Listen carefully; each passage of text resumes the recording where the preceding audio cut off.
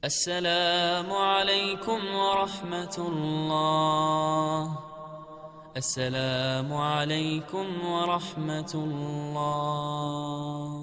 الحمد لله. اللهم صل على سيدنا محمد وعلى آل سيدنا محمد. Zina. Na'udzubillahi min zina. Zina ini termasuk dosa besar.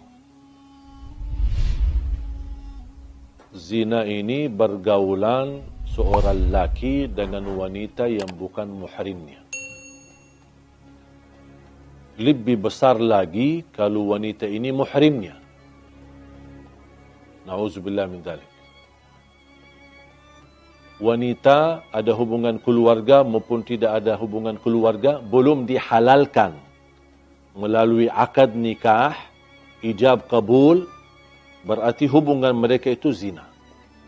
Allah Subhanahu wa taala ketika di dalam Al-Quran melarang zina ini, Allah tidak berfirman jangan berzina.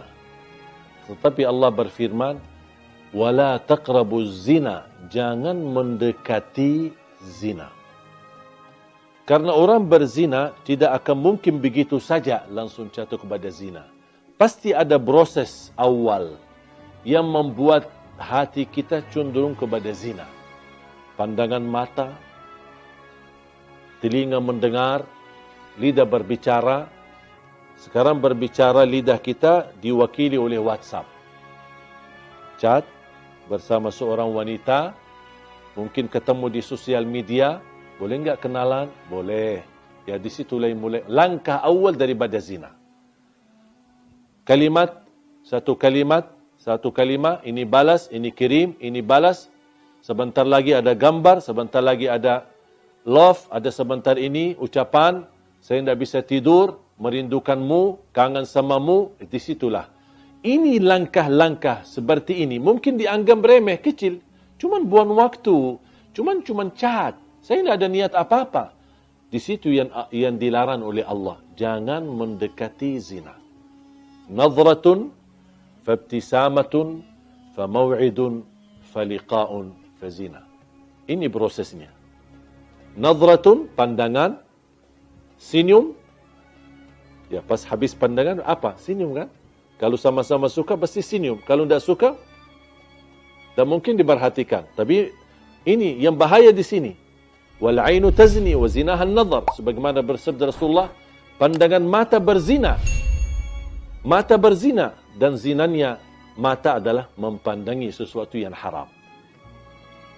Nadratun, fabtisamatun. Langkah awal, melihat. Pandangannya menarik. Tertarik, bahkan ada yang sampai melihat, terus ikutin. Aduh, cantiknya, luar biasa. Di situ sudah mulai bahaya.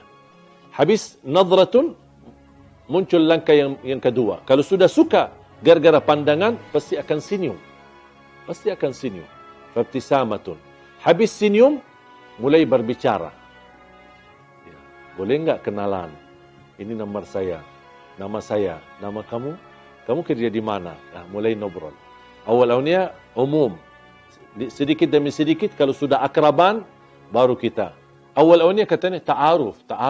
Ini sekarang istilah yang beredar di kalangan akhwat atau kalangan wanita yang salihah. Katanya ta'aruf. Ya sama, ta'aruf dan pacaran sama. Habis sudah setelah senyum dan berbicara panjang lebar, mulai ada janji. Boleh enggak kita makan di luar? Mulai ada janji. Ayo kita jalan-jalan ke pantai malam minggu, kita ke mall, kemana, ada janji. Habis janji, faliqa, pertemuan. Kalau sudah bertemuan, pasti akan na'udzubillah. Kalau bukan dilindungi oleh Allah, sudah lemah hawa nafsu, lemah iman, sahwatnya sudah tinggi, dan proses langkah-langkah yang begitu banyak, ujung-ujungnya habis bertemuan, pasti diajak untuk bersama-sama malam hari atau tiduran bareng. Disitulah awal-awalnya dipermudahkan, dianggap remeh, dianggap enteng, biasa aja, tapi ujung-ujungnya jatuh kepada zina. Ketika sudah terlanjur berzina, baru mereka dua-duanya sadar.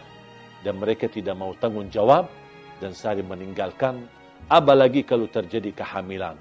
langsung mereka melarikan diri dan tidak ada yang mau tanggungjawab. Hei wanita, jagalah kehormatanmu, karena kemuliaanmu di sisi Allah tergantung menjaga kehormatan. Wahai laki-laki, bertakwalah kepada Allah Subhanahu wa taala. Jangan mempengaruhi wanita untuk jatuh cinta, tapi Anda tidak serius terhadap cintaan itu untuk dijaganya dan untuk dipelihara dan untuk dijadikan mendapatkan ridha Allah Subhanahu wa taala. Mudah-mudahan kita semua dilindungi oleh Allah dari perbuatan zina, dari langkah-langkah awalnya sampai ke ujungnya jatuh kepada zina. Semoga kita dijegah diri kita dari perbuatan dosa besar zina. Semua orang dapat diampuni oleh Allah dosanya. Apapun dosa kita. Dosa zina, dosa riba, dosa sihir, sering bolak-balik ke tukang dukun, semua apapun perilaku kita. Dan syarat taubat. Kalau taubat pasti diampuni Allah Subhanahu wa taala. Tapi ada satu orang yang tidak akan diampuni oleh Allah Subhanahu wa taala. Bahkan tidak akan diselamatkan dari perilaku itu. Sangat bahaya. Siapa? Yang terang-terangan menceritakan berzinahan atau kebanggaan terhadap kemaksiatannya kepada Allah SWT. Sekarang na'udzubillah, semestinya kalau kita sebagai manusia jatuh dalam perbuatan maksiat, apapun maksiat itu, seharusnya kita berusaha menyembunyikan, rahasiakan. Pertama, karena malu sama Allah. Yang kedua, juga malu sama manusia. Kalau tahu orang kita adalah perbuatan dosa-dosa terus setiap malam atau setiap hari. Tetapi ada orang yang melanggar dan dia membuka hijab sifat malu dan tidak ada rasa malu sama sekali. Tidak ada rasa malu sama Allah dan tidak ada rasa malu sama manusia. Dan dia terang-terangan menunjukkan kebanggaannya terhadap perilaku dosa dan maksiatnya. Apalagi kalau perilaku itu tergantung dengan orang lain. Misal dia laki-laki, dia sudah berhasil mempengaruhi seorang wanita sambil berzina. Mungkin dia bisa mengambil fotonya, bisa dia pernah shot videonya, kemudian dia sharekan kepada teman-temannya, aku sudah berhasil menggauli dia. Aku berhasil berhubungan dengan dia dengan cara yang haram. Dia merasa bangga, aku sudah berhasil dapat menjatuhkan 10 wanita. Ada yang merasa bangga, saya bisa lebih banyak daripada kamu. Dan ini sebenarnya, hal ini bukan lucu, tapi justru mendatangkan kemurkaan Allah untuk Anda. Bisa menghadirkan azab yang tidak dapat di sisi Allah ampunan dosa itu. Rasulullah SAW bersabda, Kullu ibnu Adam mu'afa illa al-mujahirun. Semua orang-orang diselamatkan oleh Allah. Diberikan afiat dari perilaku maksiat dan dosa. Kalau ada tanda keseriusan taubat, pasti diampuni Allah dan kembali kepada jalur yang benar. Kecuali kata Rasulullah, illal mujahirun, orang-orang yang suka membuka aib dosanya, menceritakan kebanyakan orang lain, bahkan dia shot kepada sosial media terhadap perilaku maksiat dan dosa sehari-harinya. Inilah mereka yang dijamin tidak selamat dan dijamin tidak diampuni, bahkan dijamin tidak akan diterima dan diberikan kemudahan agar dia sadar dan kembali taubat kepada Allah SWT. Hati-hati. Apalagi kalau beredarkan beritanya, menyebarkan berita, tergantung menyakiti orang lain. Itu sangat bahaya.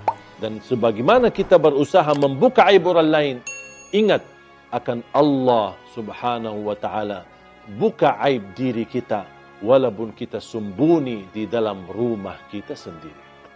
Wallahu ta'ala.